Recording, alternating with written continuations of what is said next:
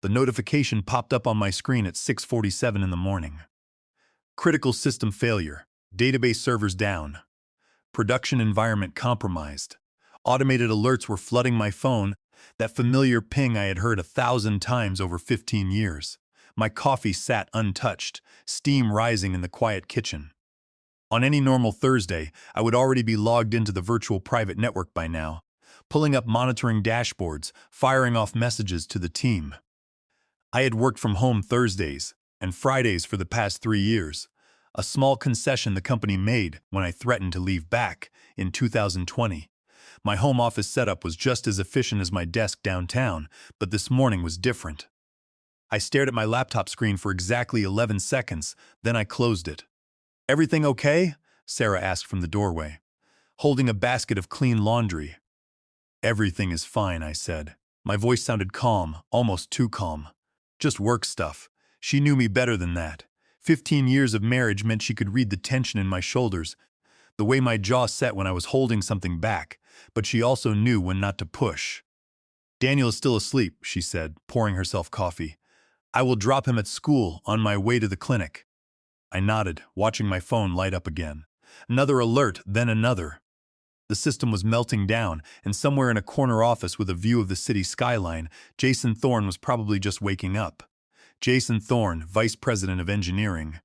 The same Jason Thorne who, 3 months ago, could not debug a basic authentication error without my help. My name is Julian Vance. I have been a senior systems engineer at Vertex Systems for 15 years, 2 months and 16 days. Not that I am counting. When I started, the company had 43 employees in Newark. Now we have 1,800 employees, and our stock price gets mentioned on the financial news. I built the infrastructure that runs this company.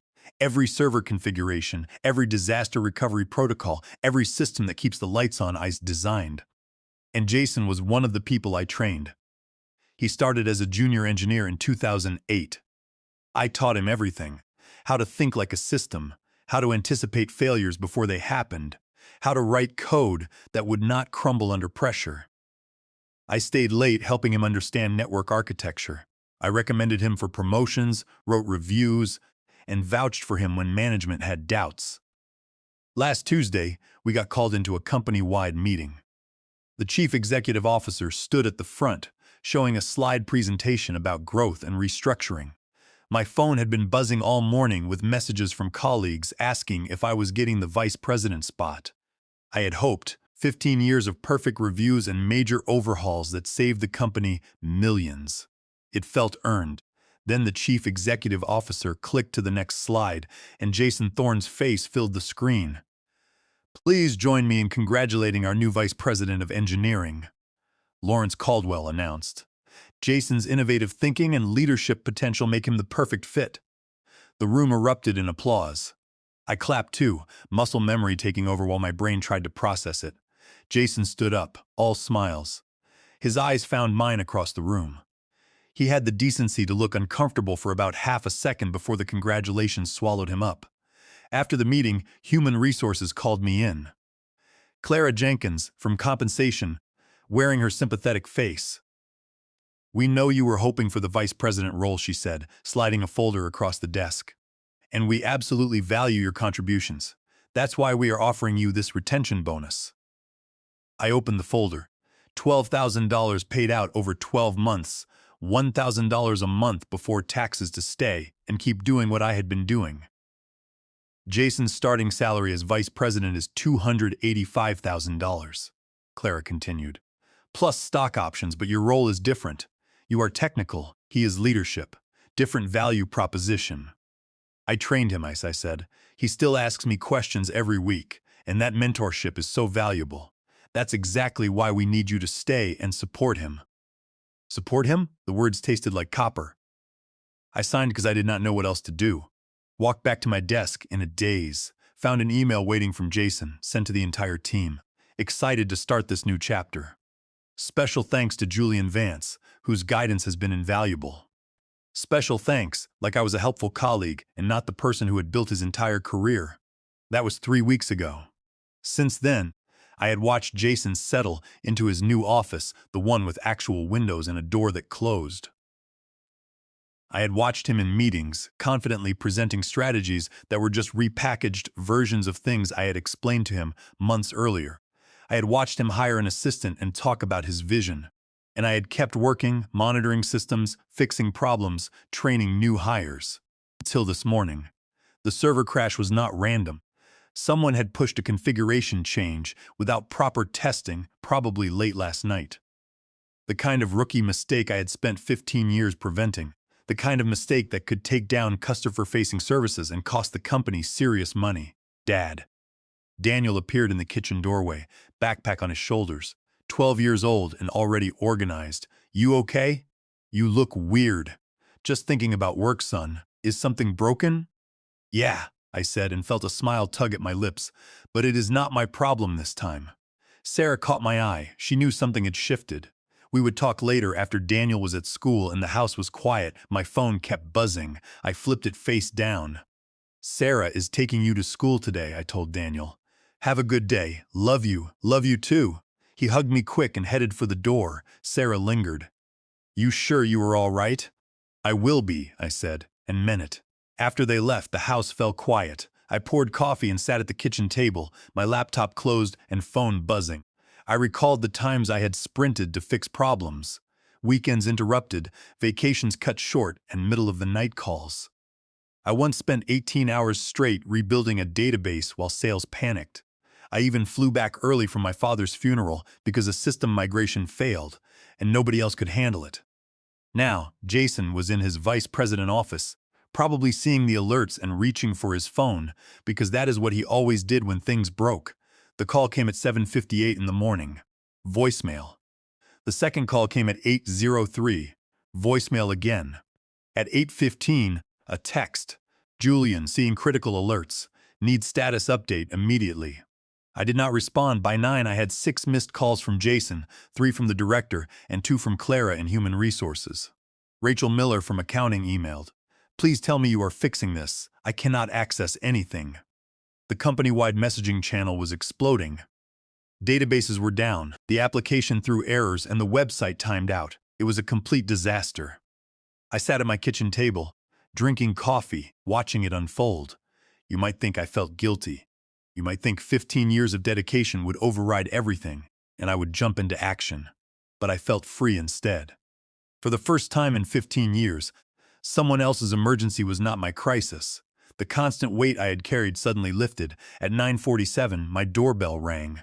Jason Thorne stood on my porch, looking panicked. I opened the door but did not invite him in. Julian, he said, breathless. Thank God. I tried calling. We have a massive system failure. I need you to log in. No, I said. Jason blinked. What? No, I am not logging in. But the servers are offline. You are the vice president of engineering now, I said calmly. That is a $285,000 a year job. This seems like exactly what a vice president should handle. Jason panicked. Julian, you know the system better than anyone. I cannot help. Cannot what? Do your job? This is a crisis, and you are in a leadership position designed to handle crises, I said. You have a team, documentation, and tools. But I do not. He stopped, realizing his slip. Do not know how to fix it? I finished. That is interesting. Considering your resume lists you as an expert, and you got promoted for your technical leadership. Julian, please. The company is losing money. The chief executive officer is losing his mind. Then you should get back and handle it. I cannot do this without you. There it was. The vice president of engineering could not do his job without the engineer he had leapfrogged on the organizational chart. You are going to have to learn, I said. I have complete faith in you. After all, the chief executive officer said you have innovative thinking and leadership potential. I am sure you will figure it out. I started to close the door. Jason put his hand against it. Wait, just wait. He ran his other hand through his hair, a tell he had when he was stressed. What do you want? A raise? More bonus money? Just tell me what it will take. It is not about money, Jason. Then what? I do not understand. You have never walked away from a problem before. You are right, I said. I have not. For 15 years I have solved every crisis, fixed every mistake, and covered for every gap in knowledge. And you know what that got me? A $12,000 stay bonus and the privilege of watching someone I trained get the job I earned. I did not ask for this, didn't you? You took the promotion. You took the salary. You moved into that office and started making decisions you do not have the experience to make. Do not stand on my porch and pretend you are a victim. Jason's face flushed. So this is what? Revenge? You are going to let the whole company crash to prove a point. I am not letting anything happen. I am simply not saving you from the consequences of your own actions. Whoever pushed that bad configuration last night, they should probably fix it, don't you think? His expression shifted. How did you know it was a configuration change? Because I know that system inside and out. I built it. I documented it. I created protocols specifically to prevent this kind of failure. And if those protocols were not followed, well, that is a leadership problem, isn't it? We stood there, the autumn air cold between us. Somewhere down the street, someone was mowing their lawn. Normal life continuing on while Jason's world fell apart. Please, he said finally quietly, I am asking you, please help. Part of me, the part that had spent 15 years being reliable Julian, the problem solver, that part almost caved. Almost. But then I remembered Clara from Human Resources with her sympathetic face, explaining my different value proposition. I remembered the chief executive officer praising Jason's leadership potential. I remembered every late night, every canceled plan, every time I had put the company first. No, I said. Good luck, Jason. This time when I closed the door, he did not stop me. I watched through the window as he walked back to his car, pulled out his phone, and started making calls. He sat in the driver's seat for a long time before finally starting the engine and driving away. My own phone continued its steady buzz of notifications. I silenced it completely and went to take a shower.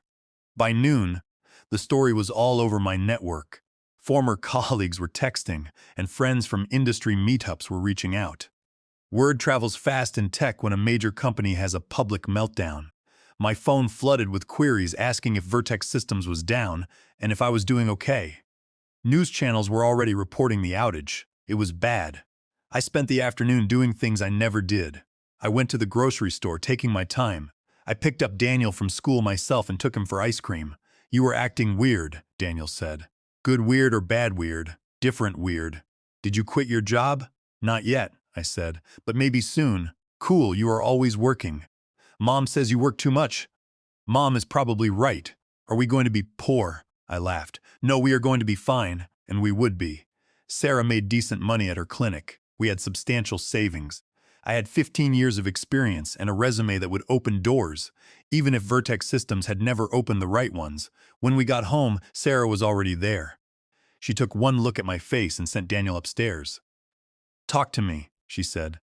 So I told her everything, the promotion, the bonus, the server crash, and Jason on our doorstep. It all spilled out while my phone lit up repeatedly on the counter. How much has the company lost? Sarah asked. If they cannot get it resolved by the end of business, it could be millions. And you could fix it? In 45 minutes, yes. But you are not going to help them? No, she nodded. Good, Julian. I have watched you give everything to that place for 15 years. I have seen you exhausted and burned out. I have held Daniel when he cried because you missed his events. If you are finally drawing a line, then yes, good. I had not cried yet.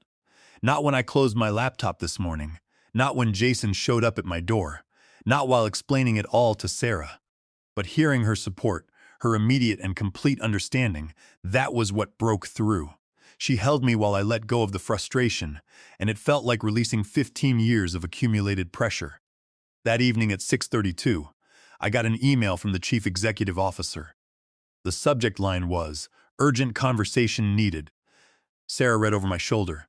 Subtle. He probably had his assistant draft it. But curiosity got the better of me. I opened it. Julian, I understand you have been unreachable today during a critical incident. I need you to call me immediately so we can discuss the situation and your future with the company. This is a priority matter requiring your immediate attention. Your future with the company? Sarah repeated. That sounds like a threat. It is definitely meant to be. I set the phone down. They still do not get it. Are you going to respond? Tomorrow, I said. Maybe. I slept better that night than I had in months. No laptop on the nightstand, no phone within reach, no part of my brain monitoring for alerts, just sleep deep and dreamless, and completely my own. Friday morning I woke up naturally at 7:15. No alarms, no emergency calls. Daniel was already up and Sarah was making pancakes. Celebrating my husband's newfound ability to disconnect from work, she said, flipping a pancake. It has been one day. It has been one amazing day. I checked my phone over breakfast. I had 23 missed calls and 47 emails.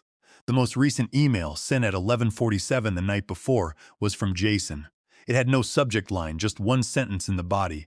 We are still down, 16 hours.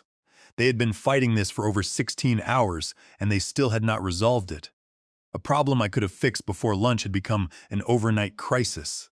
Part of me felt vindicated. A smaller part felt guilty, but mostly I felt detached. Like I was reading about someone else's company, someone else's emergency. At 8:30 in the morning, while I was driving Daniel to school, Clara Jenkins from Human Resources called. I let it go to voicemail. She called again immediately, then again.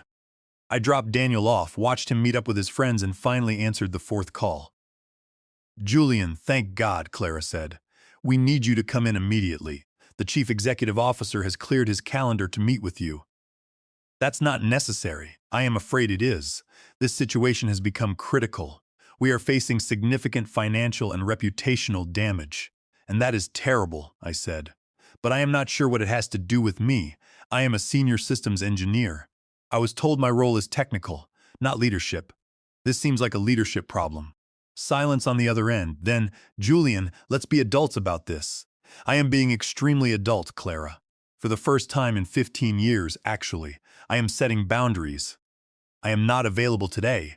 This could be considered job abandonment, could it? I have not been assigned any tickets. Nobody has formally requested my assistance through proper channels. I am scheduled to work from home on Fridays. Nobody told me I was needed in the office or on the system. More silence. I could practically hear her trying to figure out if that was legally sound. The chief executive officer wants to discuss your concerns, she finally said. About the vice president promotion. About your compensation. He is willing to have that conversation. Now he is, I said. Now that he needs something from me, he is willing to talk. Tell him I will come in Monday. We can have a conversation then. I hung up before she could respond. I spent Friday doing things I never did. I met my friend Liam for lunch, went to the gym and updated my resume. I reached out to recruiters I had ignored for years. Senior systems engineers with 15 years of experience were in high demand. By the end of the day, I had 3 interested recruiters, including a competitor offering a $200,000 base salary. Sarah came home to find me cooking dinner. Actually cooking, not reheating something or ordering takeout. Who are you, and what have you done with my husband? She joked. He is taking his life back, I said. That night, Daniel asked if he could have friends over on Saturday. Usually I would check my work calendar first to make sure there were no system maintenances or on-call rotations. This time I just said yes. Saturday was blissfully normal. Kids playing video games too loud. Sarah and I grilling burgers in the backyard even though it was cold. Me present and engaged, not half focused on my laptop. I did not check work email, did not look at the company Slack. I existed completely outside of Vertex Systems for the first time in 15 years. It was amazing. Sunday evening, I finally looked at my work accounts. The email count had grown to over 100, but buried in there, I found one that made me pause. It was from Rachel Miller, senior accountant. Julian, I do not know if you will see this, but I wanted to reach out. I have heard what has been happening, and I just want to say, good for you. I watched you train Jason. I watched you get passed over, and I have watched this company take advantage of your dedication for years. Whatever you decide to do, I hope you know there are people here who see your value, even if leadership does not. You have my support. I read it twice, feeling something loosen in my chest. I was not alone in seeing the injustice, and then I found another email from late Friday afternoon sent by Jason. Systems were restored as of 3:47 in the afternoon on Friday. They had to bring in external consultants. A post-mortem meeting was scheduled for Monday at 9 in the morning, so they had fixed it. It took them over 30 hours, cost them who knows how much in consultant fees, but they had done it without me. Good. Monday morning, I wore my best suit. I arrived at Vertex Systems at 9, not the 7:30 I usually logged in. The receptionist's eyes went wide. Mr. Vance, they are waiting for you in the executive conference room. Inside the top floor room, I found the Chief Executive Officer, Lawrence Caldwell, HR Director, Clara Jenkins, Jason Thorne, looking exhausted, and CFO, Donald Croft. "Julian," Lawrence said, offering his hand. "Thank you for coming." I shook it but remained standing. "Our systems experienced a critical failure," CFO Donald Croft said, sliding a paper toward me. "The total cost is estimated at $2,300,000. I did not react. "That is significant." "And you were unreachable during this crisis," Lawrence noted. "I was off the clock," I said. "I am not a member of leadership.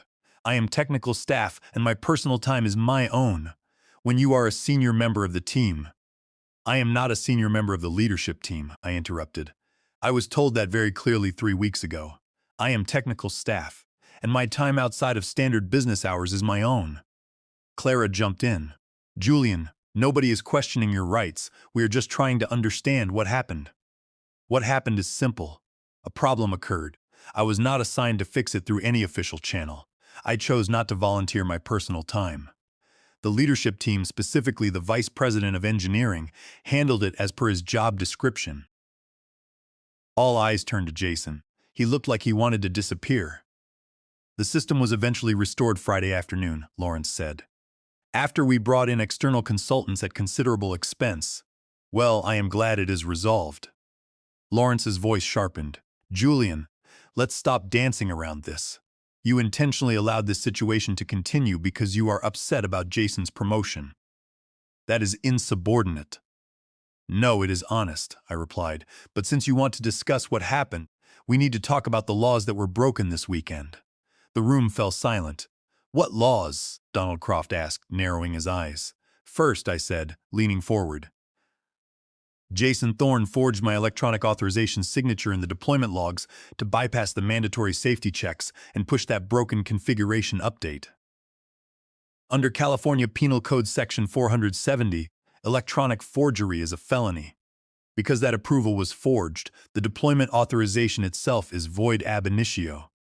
Completely void from the moment it was entered. It was an illegal action that compromised our network security." Clara Jenkins stopped writing. Her pen hovered over her legal pad. "Second," I continued, looking directly at Lawrence, "the disaster recovery scripts and database diagnostic tools your external consultants used to restore the system on Friday are proprietary utilities that I wrote on my own personal time and for which I hold the registered copyrights. According to Title 17, Section 106 of the United States Code, I hold exclusive rights to those works. Vertex Systems has a limited personal use license for my daily tasks, but authorizing external consultants to copy, modify, and run my copyrighted software to repair the database is a direct violation of federal copyright law."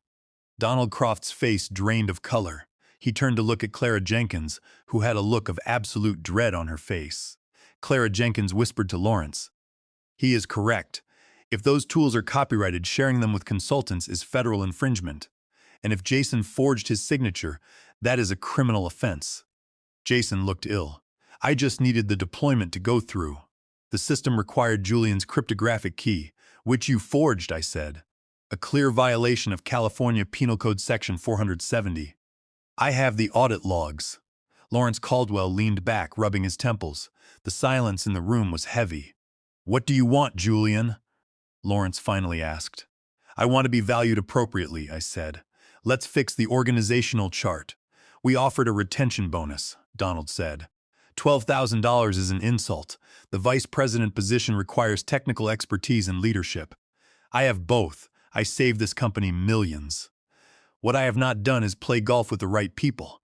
"We can match Jason's salary," Donald offered. "No. Matching his salary while keeping me subordinate changes nothing." "What will it take?" Lawrence asked. "I want Jason's job. I want the title of Vice President of Engineering with full authority." Jason gasped. "You cannot be serious. I am more qualified. The fact that my absence cost you over $2 million proves my value." Lawrence held up a hand to silence Jason. "We would need to restructure. We cannot just fire Jason.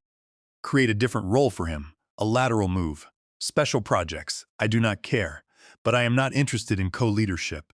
If I am running the department, I want the title and the authority. And if you refuse, my next phone call is to the district attorney regarding the forgery."